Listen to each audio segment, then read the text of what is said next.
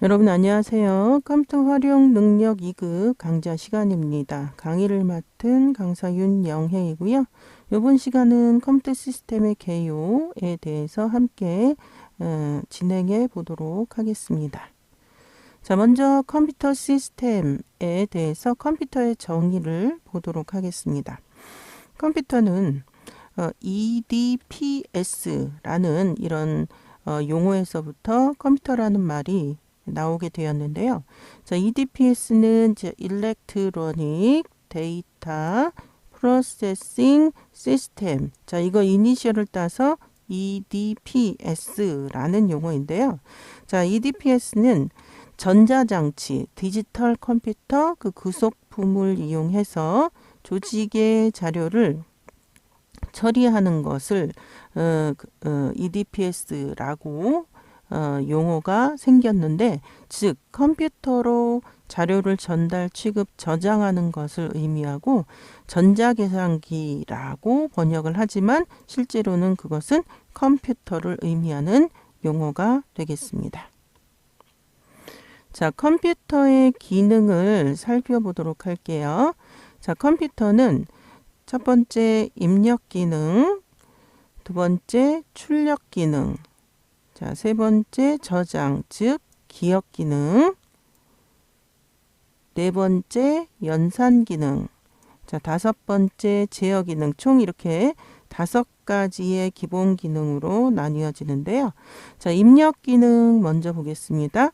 자, 컴퓨터 내부 안으로 처리할 데이터를 입력하는 기능을 입력 기능이라고 합니다. 자, 컴퓨터가 처리할 데이터를 갖고 있지 않다면 아무 일도 할 수 없죠. 한마디로 컴퓨터는 데이터를 처리하는 그런 기계입니다. 그래서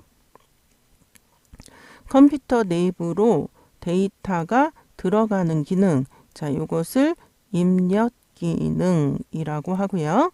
자, 두 번째는 출력 기능입니다.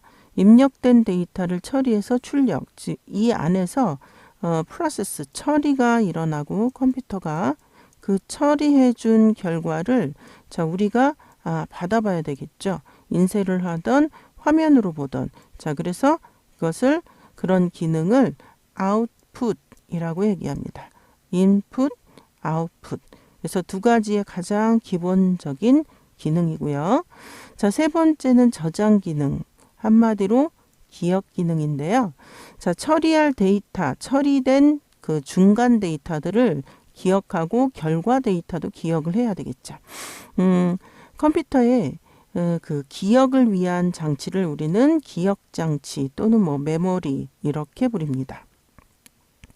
자, 근데 컴퓨터의 기억 장치는 일단 주기억 장치, 우리가 소위 말하는 램이라고 하는 주기억 장치가 있어요. 그런데 이 주기억 장치는 하나의 치명적인 큰 단점이 있는데, 컴퓨터가 켜 있을 때만 기억을 합니다. 자, 컴퓨터가 꺼지면 기억을 못 해요. 그러면 컴퓨터를 항상 켜놓고 사는 사람은 없죠. 서버가 아닌 이상 컴퓨터를 쓰지 않는다면 컴퓨터를 끕니다. 자, 그런데 컴퓨터를 끄게 되면 오프, 기억을 못하게 되니까 이런 주기억 장치의 치명적인 단점을 보조하는 보조기억 장치라는 게 등장을 했고, 이 보조기억 장치는 컴퓨터가 꺼져 있을 때도 기억을 할 수 있게 도와주는 그런 장치이죠. 우리가 소위 말하는 작업을 하고 저장을 해야 한다고 하죠. 이 저장이라는 개념이 바로 보조기억 장치로 파일을 갖고 오는 것을 의미합니다. 자, 그리고 다시 작업을 하기 위해서는 그 파일을 열어야 돼요.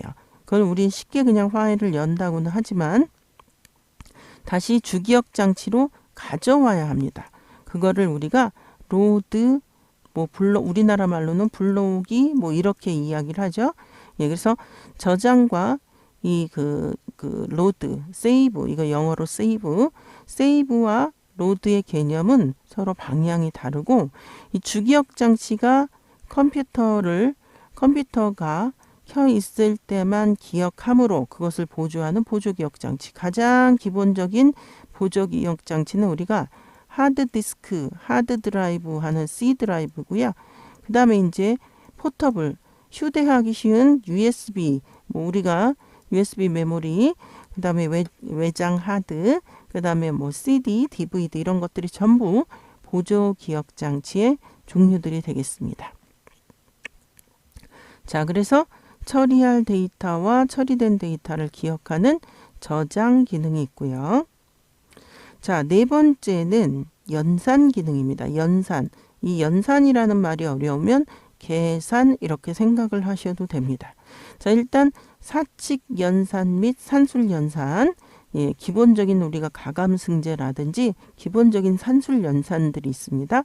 그리고 논리 연산. 논리 연산은 참과 거짓을 가지고 연산하는 것을 우리는 논리 연산이라고 하죠. 그래서 논리 연산자라는 말이 있듯이 뭐 가장 기본적인 게 and,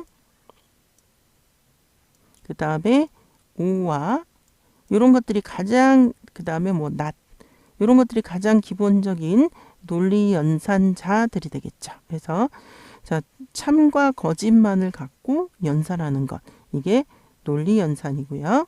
자, 그 다음에 이제 제어 기능입니다.